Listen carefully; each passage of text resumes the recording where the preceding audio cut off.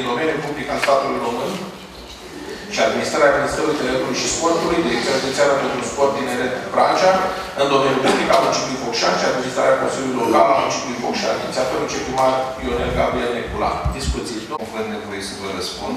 Aparatul pe care dumneavoastră o criticați sau activitatea aparatului pe care dumneavoastră o criticați o coordonez în mare măsură. Cu privire la oportunitate, este atributul exclusiv al dumneavoastră ca și Consiliul Local.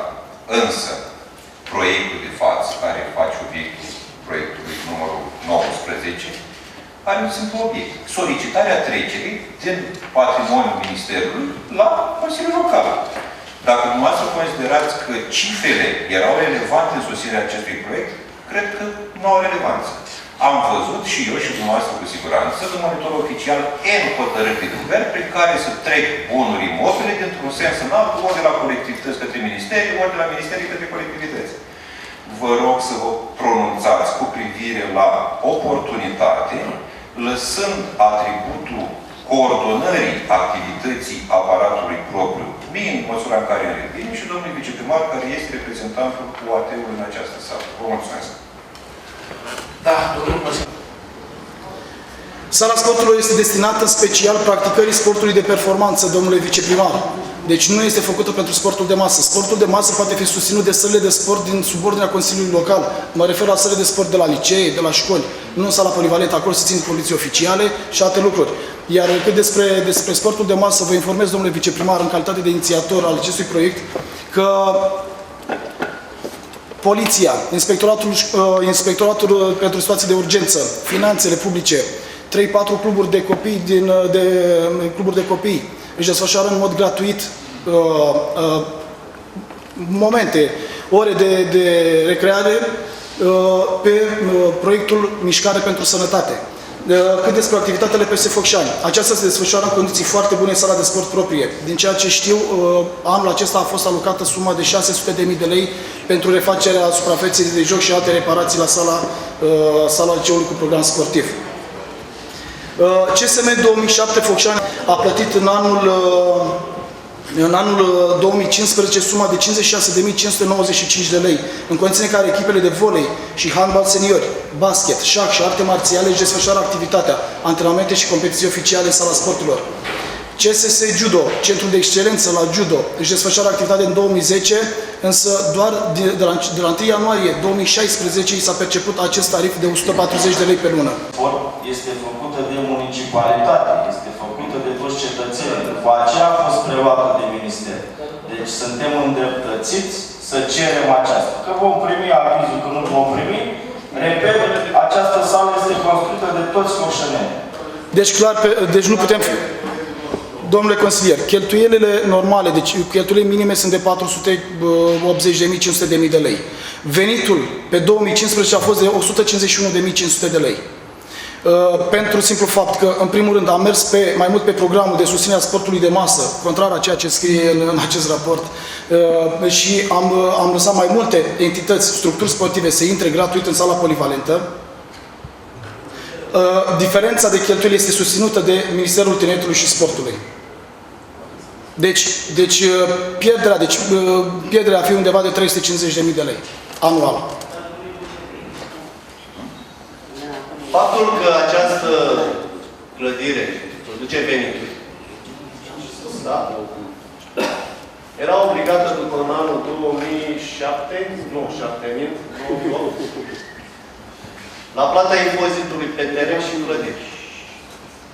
Din câte am înțeles de la aparatul primăriei, se lucrează și se calculează această sumă, care vă asigur că la suprafața pe care o are sala polivalentă nu va fi deloc mică.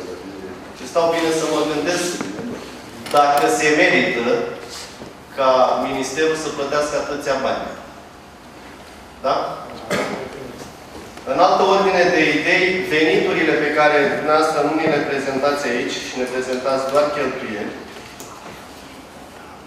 părerea mea este că sunt mult mai mari decât, sau ar putea fi mult mai mari.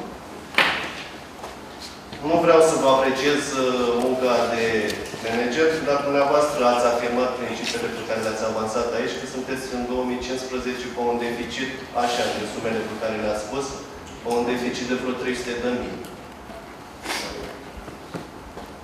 Eu cred că municipalitatea își va găsi echipa și cred că își va găsi și resursele ca această sală de sport nu neapărat să aducă excedent în activitatea acestei săli, ci să aducă un plus pentru sănătatea copiilor noștri, în mod special, și pentru un sport de performanță pe care CSM-ul probabil, sau cine va administra această sală, poate că ei vor veni cu altă viziune despre modul de administrare a acestei săli. Mai mult decât atât, un alt mare avantaj pentru a aduce această sală la municipalitate este ușurința cu care comunitățile locale pot accesa fonduri pentru reabilitarea acelei săli. Știți foarte bine, nu numai dumneavoastră, ci și cei dinaintea dumneavoastră au încercat să rezolve problema realizării ventilației sau căldurii, ca să-i spun așa, pe timp de iarnă și răcirii pe timp de vară și nu s-a reușit nici până acum. Îmi place că faceți și politică. În perioada 2009-2010 s-au făcut cele mai mari investiții ale Ministerului. Așa. Dar, așa cum ați putut observa, nici în 2009, nici în 2010 și nici până acum Ministerul nu a reușit să aloce fonduri și nici măcar să acceseze un fond european pentru reabilitarea acestei săli. Eu cred că comunitățile locale, așa cum probabil că știți, în sesiunile acestea de accesare a fondurilor europene pentru 2016-2020, comunitățile locale au prioritate. Și atunci este mult mai ușor ca municipalitatea să acceseze fonduri, să depună proiecte serioase care să reabiliteze această sală și să o readucă publicului la standardele pe care ne dorim cu toți. Mulțumesc.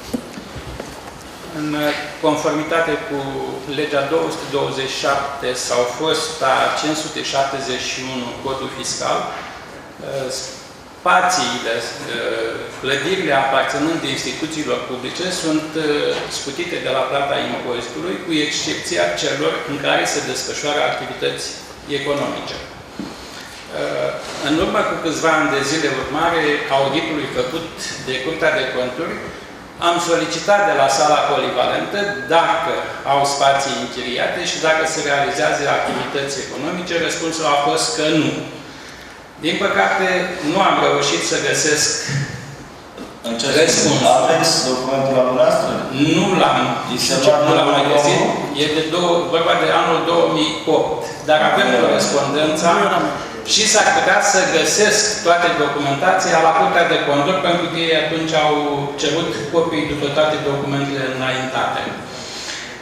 Dar, plecând de la ceea ce s-a întâmplat atunci, atâta timp cât în sala polivalentă se desfășoară activitatea de închiriere, activitate economică, comercială, producătoare de venit, pentru acele spații se datorează impozit în conformitate cu prevederile legale. Drept urmare, vom face demersul în săptămâna asta să ni se comunice valorile de inventar în spațiile în care se desfășoară activități economice pentru a stabili impozit în limita prescripției fiscale de 5+1, 5 ani retroactiv și anul curent. E reglementare legală. Categoric că se calculează și dobânzile de la data la care debitul era legal datorat. Adică consecințele fiscale sunt stabilirea de impozit retroactiv cu majorări calculate până la momentul plății, nici măcar până astăzi, până când se va face plata pe ceea ce se va stabili prin decizia de impunere.